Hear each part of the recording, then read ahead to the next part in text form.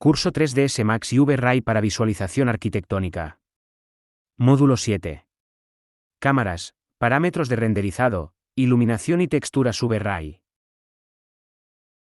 Antes que nada, mi techo está incompleto. Si lo selecciono y lo aíslo, veo que no tiene plano por la parte inferior, no está cerrado. Para solucionar esto, con la herramienta de selección de bordes, selecciono el borde, y le doy a Cap. Vemos cómo se cierra el hueco del techo. En primer lugar vamos a colocar las cámaras donde queremos sacar nuestros renders finales. Las cámaras se añaden en este panel. 3ds Max ofrece tres tipos de cámara básicas. Usaremos la Target. Nos ponemos en vista top para colocar la cámara donde queremos. Pongo la vista wireframe.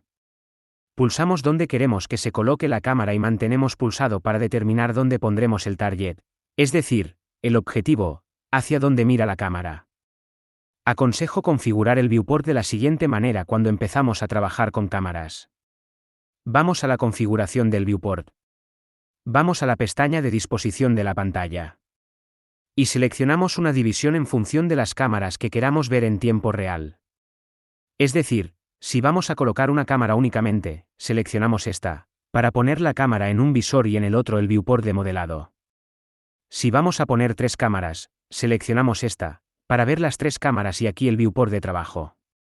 En este caso vamos a usar dos cámaras, así que selecciono esta opción. Me coloco en el viewport de arriba. Para comprobar que está activo, vemos que se resalta con un marco amarillo. Para colocarnos en la vista de cámara, con el visor activo, pulsamos la tecla C. Nos aseguramos que no esté la vista wireframe, para ver más el resultado real. Así como desactivar la vista de aristas. Recordar que estos dos parámetros se cambian con las teclas F3 y F4. Vemos que la cámara está en el suelo, porque la colocamos desde la vista top, y como todos los nuevos objetos se crean en el suelo si no usamos opciones como el autogrid. Si vamos al viewport de trabajo, que en mi caso voy a agrandar desplazando esta línea de aquí, vemos que si muevo el objetivo de la cámara, se actualiza en tiempo real en nuestro viewport de cámara. De cara a preparar el render final, considero que es una manera muy organizada de controlar en todo momento el resultado final. Ya sea un render de una sola imagen o de una secuencia de imágenes para generar una animación. Sin embargo, ahora mismo no estamos viendo la resolución real de la cámara, es decir, del render. Para verla, nos colocamos en el visor de la cámara y pulsamos Shift y la tecla F. Con este comando se activa o desactiva esta opción. También tenemos la opción en el desplegable de la vista. La dejamos activada para ver qué está entrando en nuestro render y qué no.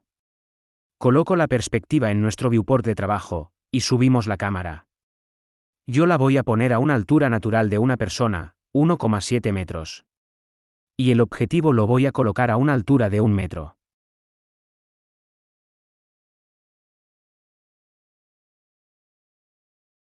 Muevo la cámara más hacia la puerta para ampliar el campo de visión. Aún así es poco.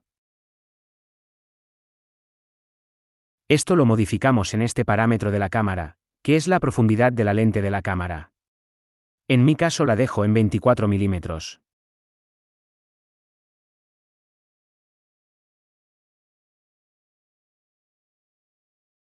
Para modificar la resolución de aspecto de la cámara, vamos a la configuración del render. Esto es con la tecla F10, o en la pestaña de Rendering, en la opción de Render Setup. Si tenemos correctamente instalado V-Ray, veremos esta barra de herramientas de V-Ray, y también veremos la opción de render con V-Ray en este desplegable de las opciones de renderizado. Para activarlo, simplemente seleccionamos la opción de V-Ray estándar.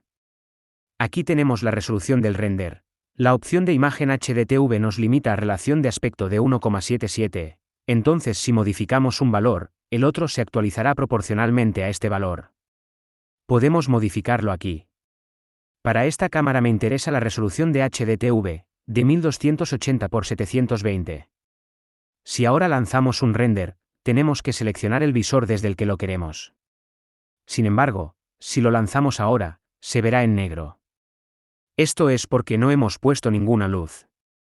Anteriormente habíamos lanzado un render, y sí se veía. Pero para entonces no teníamos activado el quinto ray.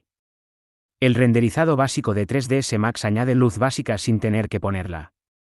Sin embargo, si ahora vuelvo a cambiar a otro motor de render nativo de 3ds Max, que son el Scanline o el Arnold, intentamos lanzar un render y saldrá un error. Nos dice que hay texturas que no reconoce. Esto se debe a que hemos importado un objeto 3D que viene texturizado con texturas VRAI. Y el renderizado básico de 3ds Max no las sabe leer. Todas las texturas las tenemos que pasar a básicas si no queremos usar VRAI. Volvemos a poner el motor de VRAI. Vamos a ver la iluminación de VRAI.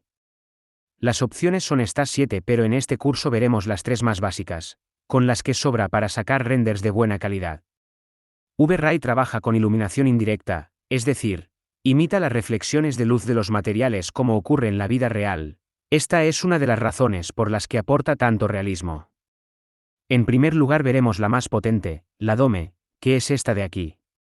La seleccionamos y hacemos clic donde queremos colocarla. Esta luz es bastante avanzada. Puedes colocarla cercana a la habitación, o muy lejos, a 50 kilómetros, y tendrás los mismos resultados. Básicamente ilumina la escena en su totalidad, independientemente de dónde la pongas. Realmente podrías incluso meterla en el interior de un cubo cerrado y aún así iluminaría igual.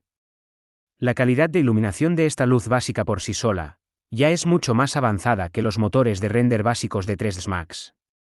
Sin aplicar texturas vemos la calidad de sombras que aporta. Esta luz se usa generalmente para conseguir la iluminación de una escena real compleja, pero de una manera muy sencilla. Esto es mediante los HDRI. Los HDRI son imágenes de alto rango dinámico, es decir, que son capaces de almacenar información de un gran rango de cambios de iluminación.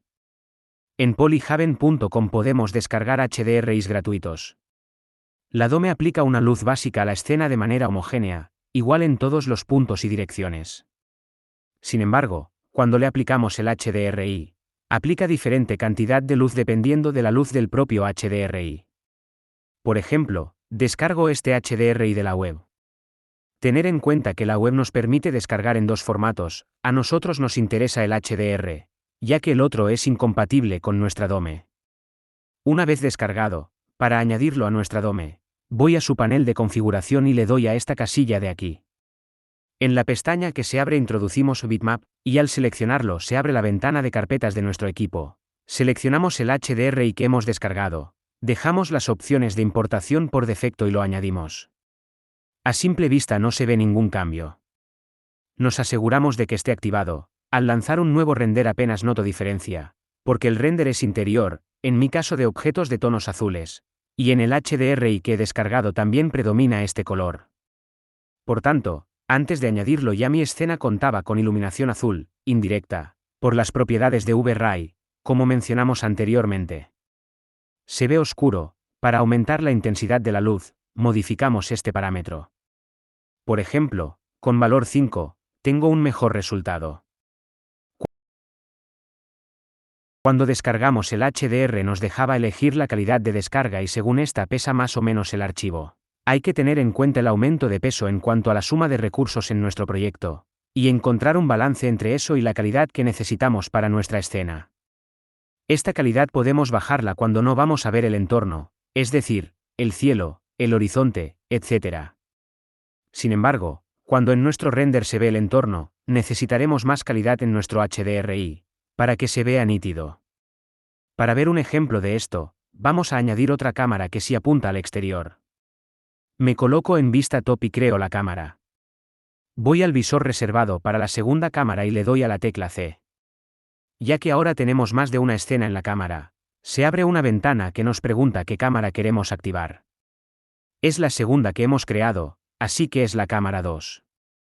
En una escena con múltiples cámaras, es conveniente ponerle un nombre característico a cada una para encontrarla fácil.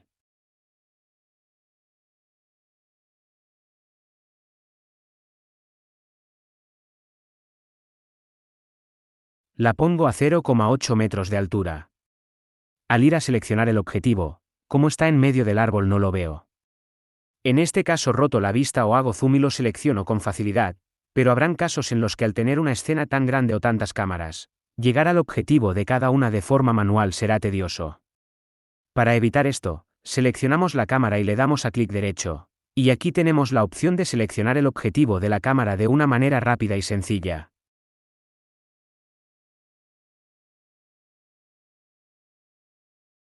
Coloco el objetivo a una altura de 1,7 metros. Recordar con Shift y la tecla F veo la resolución del render. Para esta cámara no quiero esta resolución de render. Vamos a la configuración de render, apuntar la resolución que hemos puesto para el otro, antes de cambiarlo.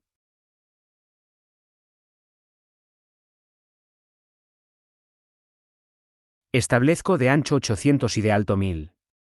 Vemos que se cambia también en la otra cámara. Por esto comenté lo de apuntar la resolución de la otra. A la hora de renderizar, se van modificando las opciones de resolución según la cámara que proceda. Si voy al panel de capas y desactivo la tetera de la ventana, es decir, desactivo su renderización, y lanzo un render, vemos que se ve el entorno, o sea, el cielo. Sin embargo, no vemos el HDRI que se supone que se debería de ver. Esto es porque la imagen está quemada, el valor que le pusimos al HDRI, es decir 5 de intensidad, es excesivo. Si lo bajamos a 1 vemos el cielo. Recordar que el HDRI que descargamos es de poca luminosidad, es de un atardecer o un amanecer. No podemos pretender conseguir la iluminación equivalente a las 2 del mediodía, con un HDRI que no representa ese rango de iluminación. Si lo cambiamos a otro HDRI más luminoso, veremos el cambio con valores no tan altos de la intensidad del dome. Para este ejemplo voy a dejar este. Para iluminar el interior usaré las otras dos luces que nos falta por ver.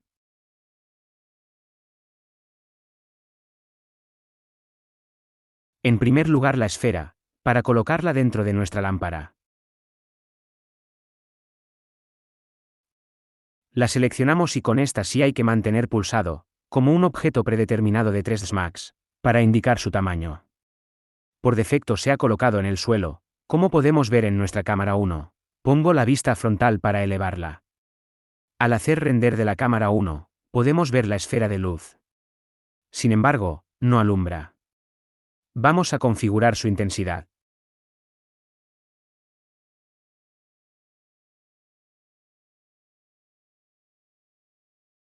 Yo acostumbro a cambiar la unidad a Radiant Power. Pongo un valor de 20 por ejemplo, y vuelvo a renderizar. Vemos cómo ahora se ilumina y provoca sombras notables. Podemos apreciar también reflejos en esta planta. En las opciones de una luz, podemos elegir que una luz afecte a los reflejos o no. Para ello, en su panel de configuración, en el apartado de opciones, desactivamos Affect Specular, y volvemos a renderizar, y vemos que no se ven esos reflejos.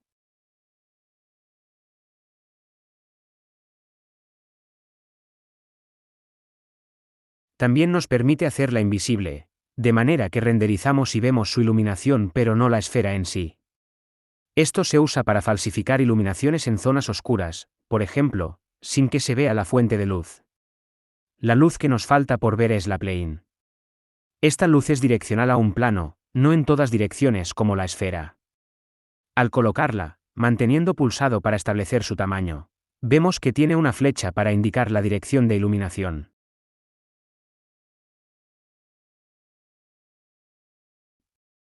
La alineo con el techo.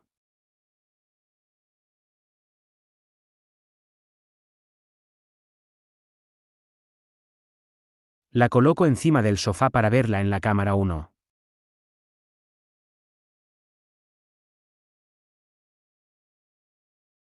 Renderizo y vemos que se ve. Al igual que la otra, se puede hacer invisible pero mantener su iluminación en el panel de opciones. En su panel, vemos que tiene la opción de pasar de forma rectangular a ser de forma de disco. Lo cambiamos y vemos el resultado en el render. Estas serían las típicas circulares de oficina. Lo normal es aplicar un cuerpo visible que aporte realidad a estas lámparas. No que sea el plano de luz individual sin volumen. En el caso del disco sería un cilindro y alinear la luz a su centro. En el caso de la cuadrada o rectangular usaríamos un cubo. Convirtiéndolos a Edit Poly, con Inset y Extrude se podrían hacer los marcos de ambos para que parezca embutida. Una vez hechos, Sería conveniente hacer un grupo para desplazar el cuerpo y la luz juntas, no tener que seleccionar cada uno individualmente.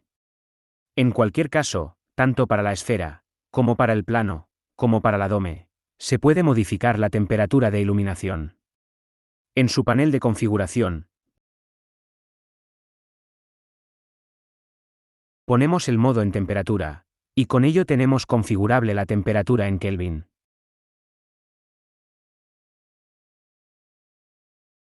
Por ejemplo, puedo poner a 4000 kelvins la luz esfera.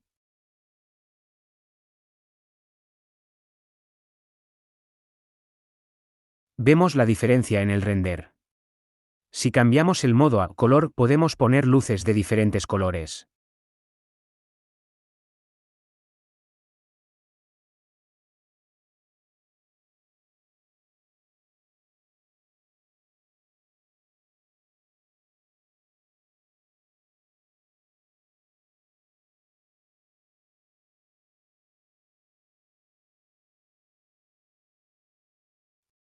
Para esta escena voy a dejar la esfera a 5000 Kelvin, visible y que se vea solo un poco desde el render.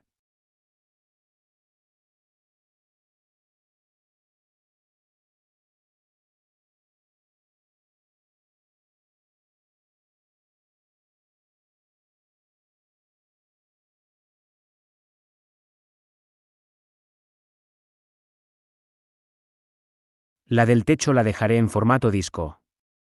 Al duplicarla para crear varias de ellas, tener en cuenta que si lo haces como copia, cuando quieras cambiar la intensidad o cualquier parámetro de ellas, tendrás que hacerlo una a una.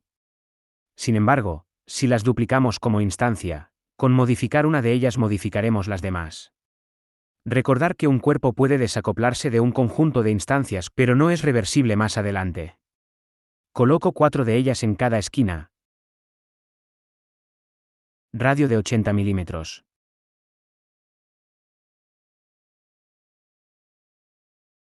Radiant Power de 8, y temperatura en kelvins de 6000.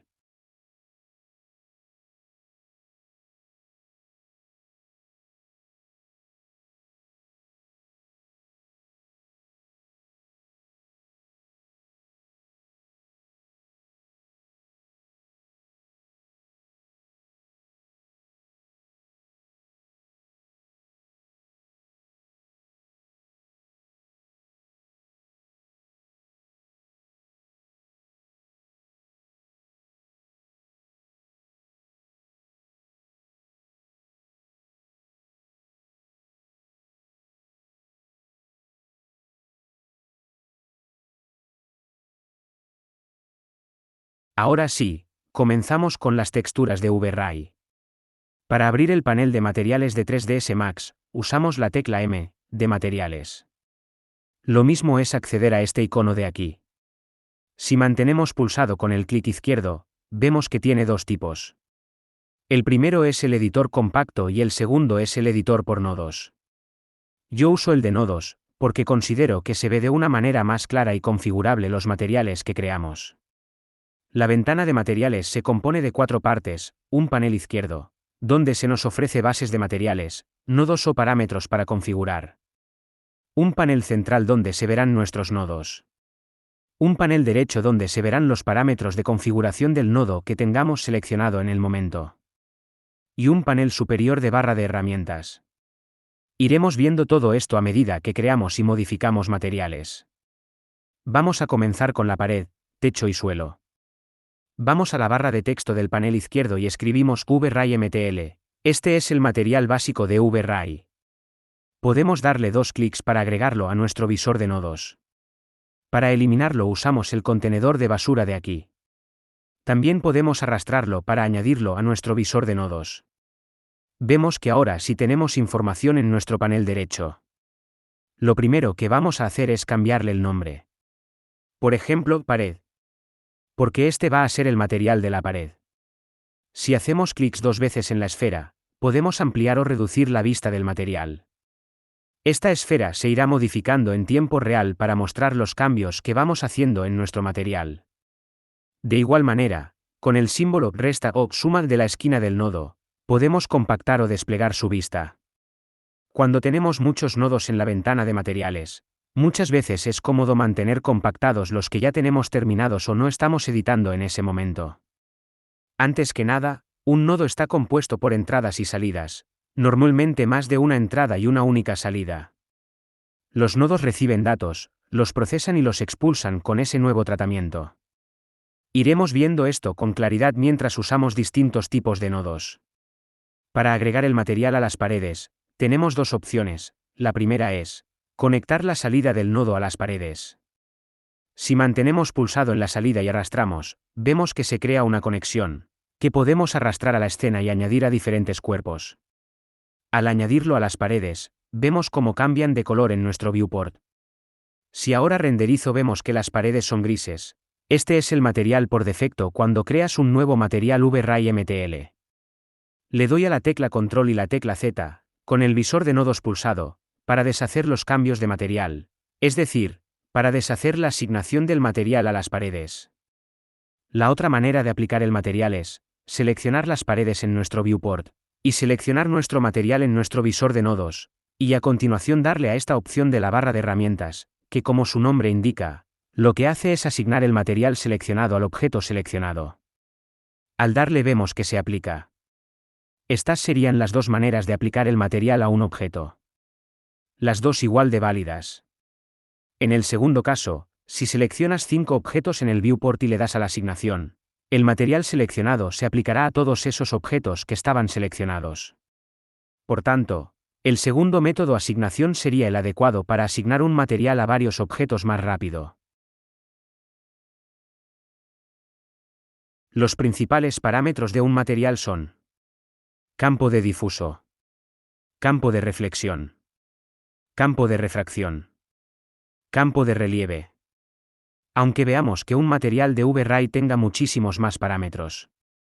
Vamos a verlos por orden. El campo difuso es el color o imagen que tiene un material. Si seleccionamos el material y vamos a su panel, vemos que el primer parámetro es el difuso. Aquí tienes la opción de seleccionar un color. Ponemos por ejemplo un rojo oscuro, renderizamos, y vemos el cambio. Sin embargo, esto no tiene por qué ser un color liso.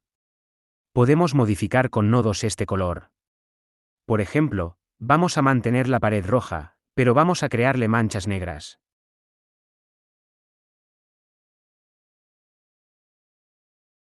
Si arrastro desde el nodo de entrada con el clic izquierdo, vemos que al soltar, nos permite crear todo tipo de nodos. En la sección de General tenemos uno que se llama Color Map. Lo añadimos, y vemos que ahora según el nodo que tengamos seleccionado, el panel de la derecha cambia. Selecciono el nodo de color y le pongo color rojo oscuro. Si ponemos exactamente el mismo color de antes, tendremos exactamente el mismo resultado. Lo único que ha cambiado es el procedimiento de hacerlo. Si un material va a tener un color liso, es innecesario añadir un nodo adicional como este, cuando ya el material VRay MTL nos permite hacerle lo mismo sin añadir más nodos. Pero en casos en los que queramos manipular ese color, sí necesitaremos de más nodos. ¿Cómo añadimos las manchas negras? Con máscaras. Usaremos el mismo concepto que usan herramientas de diseño como Photoshop, para modificar imágenes en partes sí y en partes no. En una máscara, el blanco es visible y el negro no. En el tratamiento de nodos, en las partes blancas se aplican los cambios y en la negra no. Lo vemos con el ejemplo: hago clic derecho en el visor, voy a Maps, y vemos que tenemos el mismo desplegable de antes, de creación de nuevos nodos. Voy a seleccionar el de Pelin Marble, que será el que utilice como máscara. Sin embargo, tiene que ser blanco y negro para funcionar como máscara. Para convertirlo a blanco y negro también lo haremos con los nodos. En el mismo panel, en general, encontramos otro modo llamado RGB Tint, que nos permite cambiar la tonalidad de los nodos que le pases de entrada, y te da el resultado en su salida. Para eliminar el tono de una imagen, se le bajan todos los valores de saturación a 0, ya que una imagen sin saturación es una imagen sin color.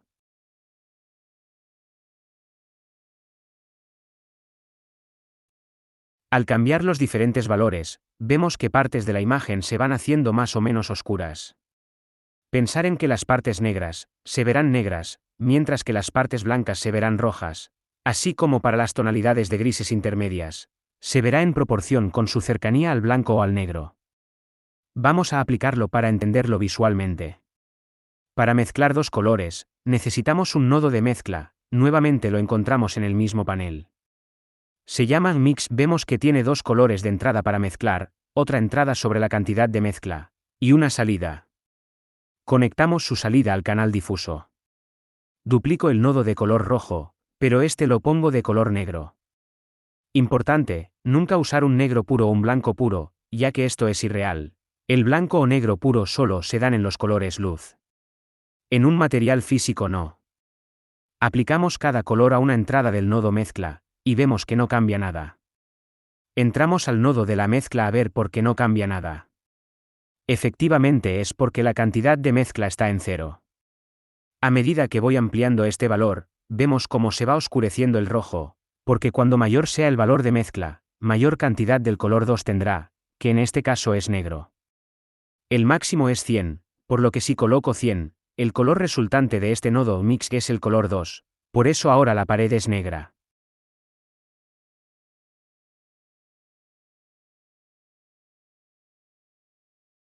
Vamos a aplicar la máscara. Vemos el resultado en el visor de materiales. Como he mencionado antes, las máscaras funcionan con rangos de valores, donde blanco significa 1 y negro significa 0. En este caso, blanco significa 100 y negro significa 0, por eso podemos ver que en las partes de la máscara donde está más blanca, en nuestra textura es más negra, porque se acerca más al valor 100. Mientras que las partes de la máscara que están más oscuras, son más rojas en la textura, porque se acercan más al valor 0. Renderizamos y vemos los cambios. La escala de la textura también la podemos cambiar. La escala de las manchas las marca la mancha, es decir, el nodo Pelin Marble, por tanto para cambiar la escala la cambiamos en su nodo. Si por ejemplo cambiamos a escala 100, en el parámetro de tamaño, vemos cómo se aplican los cambios en el visor de materiales, así como en nuestro render. Vemos que las paredes de los laterales tienen algo raro, no se aplica la textura de la misma manera que en la pared del frente. Esto tiene que ver con las coordenadas VW de texturizado, que veremos a continuación en el siguiente módulo. Tener en cuenta que todo lo que podemos añadir desde el desplegable de nodos del visor, también lo podemos añadir desde la barra izquierda, si conocemos su nombre, por ejemplo, el nodo Mix, el nodo RGB Tint, etc.